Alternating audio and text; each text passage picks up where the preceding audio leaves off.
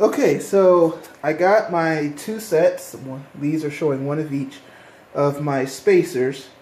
And then I'm going to install on the 944. So when I first ordered them, I kind of knew the difference. I wasn't paying that much attention. These are two very different types of wheel spacers. One is a hub centric or whatever, which goes around the hub here.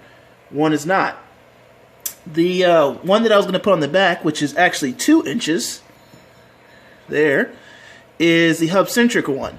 And the one that is going to go in the front, which is a 1.5, is not.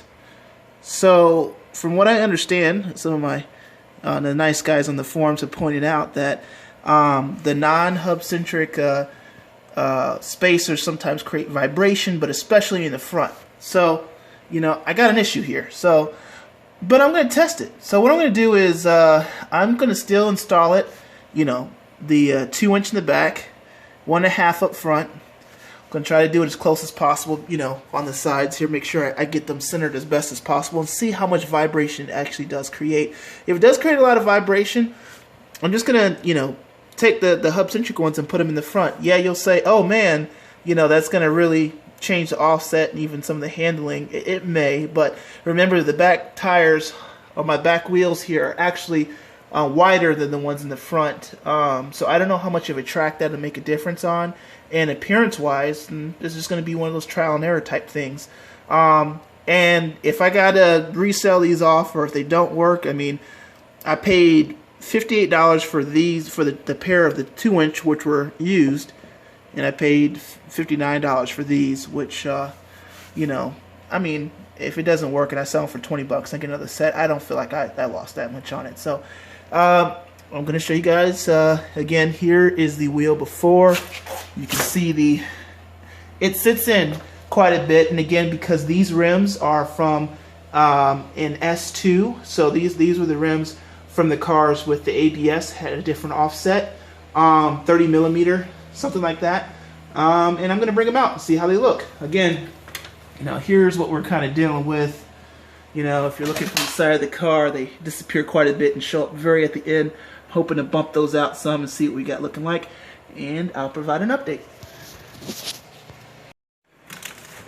So I ran into a problem very early in the stages here.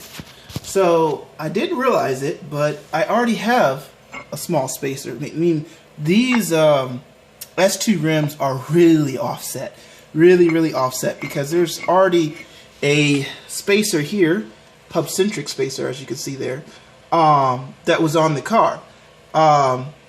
So I can't really put another one on top with this lip already there, that hub-centric part, that little lip there. So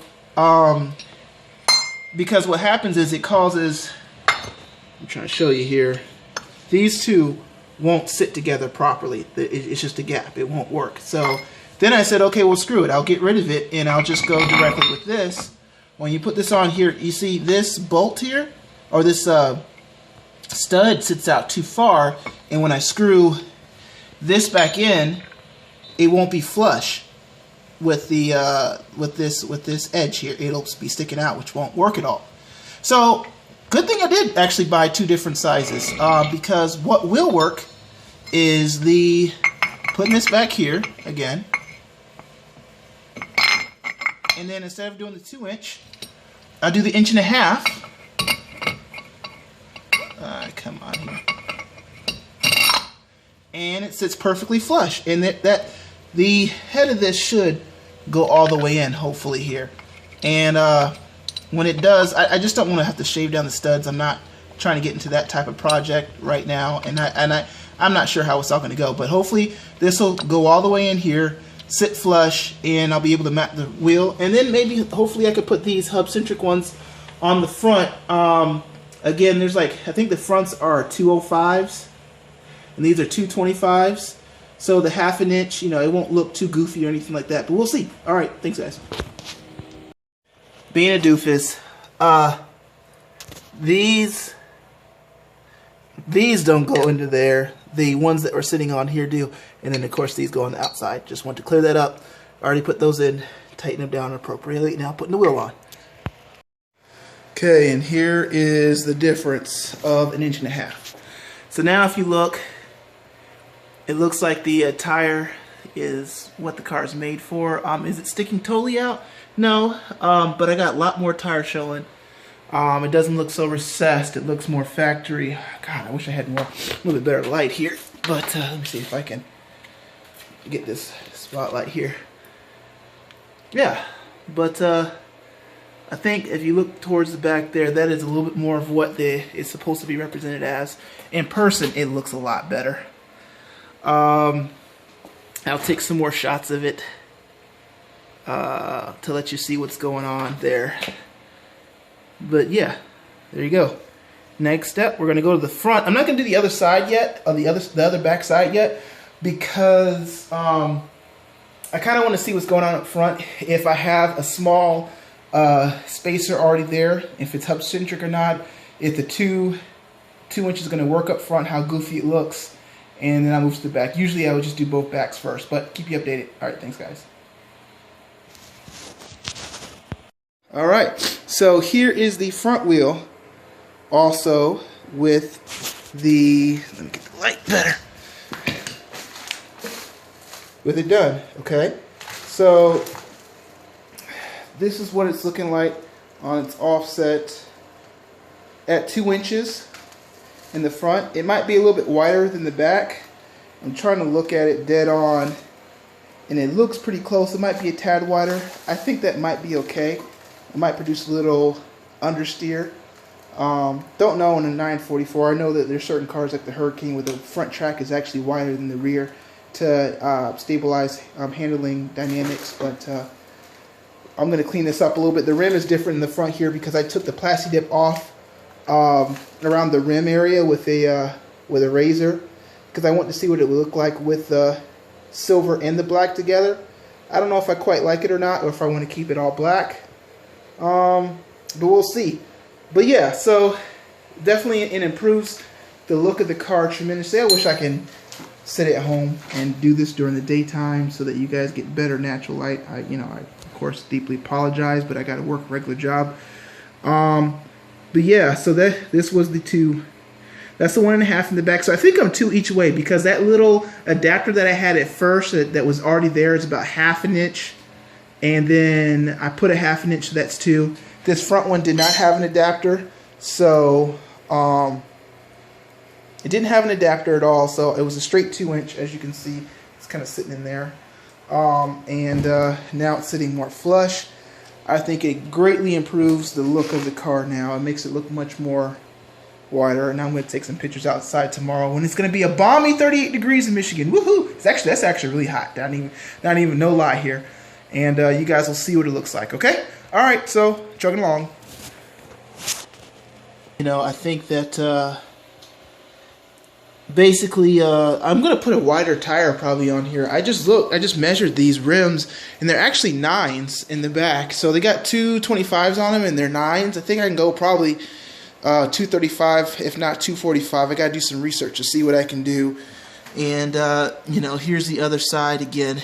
You can see how that sits out. That front tire sits way much more aggressively, so much better than before. So yeah, so again, the setup I did was non-hub centric in the back, because I did the 1.5s because the issue I ran into.